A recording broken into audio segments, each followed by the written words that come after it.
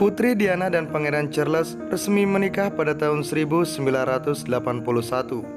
Sewaktu menikah, Putri Diana baru berusia 19 tahun, sementara Pangeran Charles sudah genap berusia 32 tahun. Selang 5 tahun berlalu, usai menggelar pernikahan bak di negeri dongeng, pernikahan Putri Diana dan Pangeran Charles pun perlahan-lahan mulai retak gegara kehadiran orang ketiga, yaitu Camilla. Dilansir dari laman Fox News, meski sudah dikaruniai 2 orang putra dari pernikahannya dengan Putri Diana, Pangeran Charles tidak bisa tetap jadi sosok suami yang setia. Sebab sang Pangeran Wales dilaporkan tidak bisa melupakan manisnya kisah cinta yang dibangunnya bersama Camilla Parker Bowles. Perselingkuhan antara Pangeran Charles dan Camilla ini pun membuat Putri Diana depresi lantaran merasa jadi sosok yang gagal, hingga berakhir menyakiti dirinya sendiri supaya tidaknya ada seorang dari keluarga kerajaan Inggris yang bisa menolongnya. Putri Diana sampai mengidap penyakit bulimia parah dan suaminya tetap saja tidak peduli, malah asik bermesraan dengan Camilla. Berniat ingin segera melegalkan hubungannya dengan Camilla, Pangeran Charles dilaporkan jadi pihak pertama yang meminta untuk berpisah dari Putri Diana. Akan tetapi sang Putri Wales bersikeras tidak ingin bercerai demi kebahagiaan kedua putranya, Pangeran William dan Pangeran Harry. Sebab sewaktu Pangeran Charles mulai berselingkuh dengan Camilla, Pangeran William baru berusia 4 tahun, sementara Pangeran Harry baru genap 2 tahun. Meski sudah berusaha menahan perasaannya demi kesejahteraan kedua buah hatinya, Putri Diana akhirnya memilih berpisah sejenak dari Pangeran Charles per tahun 1992.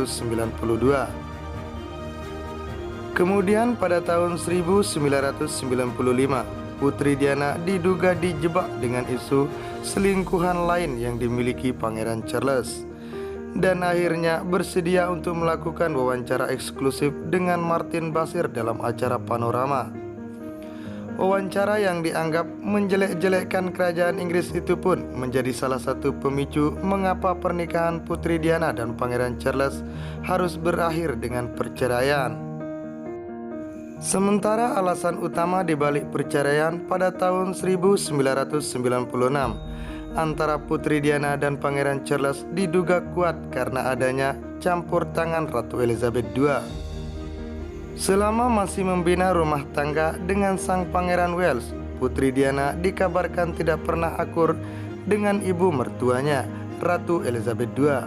Akan tetapi rumor ini secara tegas dibantah oleh penulis The Queen, yaitu Matthew Denison, yang mengklaim bahwa Ratu Elizabeth II justru sangat menyayangi menantunya dan sengaja menyuruh Putri Diana untuk bercerai saja dari putra sulungnya, gegara merasa prihatin dengan segala penderitaan yang harus dialami sang Putri Wales. Bukan tak peduli, Ratu Elizabeth II justru sayang dan perhatian pada Putri Diana. Selama bertahun-tahun banyak orang percaya Ratu Elizabeth II bersikap dingin terhadap Putri Diana, terutama di masa perceraian dengan Pangeran Charles. Namun, menurut seorang pengamat kerajaan Inggris, sang ratu sebenarnya sangat bersimpati pada menantunya. Ketika masih hidup, Diana pernah memberikan wawancara lengkap di mana dia berbagi informasi tentang kehidupannya sebagai anggota keluarga kerajaan Inggris. Ia menggambarkan keluarga kerajaan sebagai kumpulan orang yang tidak peduli.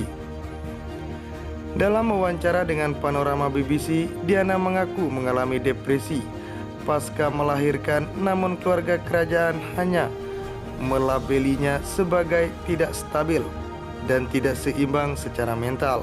Diana juga pernah meminta bantuan Ratu Elizabeth II ketika pernikahannya dengan Charles kandas.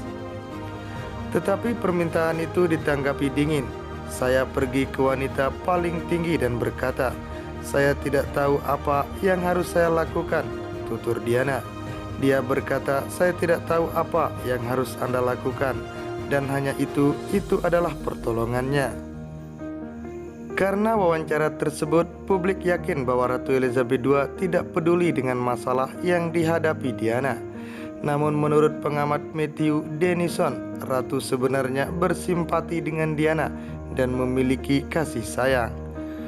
Tidak diragukan lagi bahwa sang ratu bersimpati kepada Putri Wales, katanya kepada Fox News.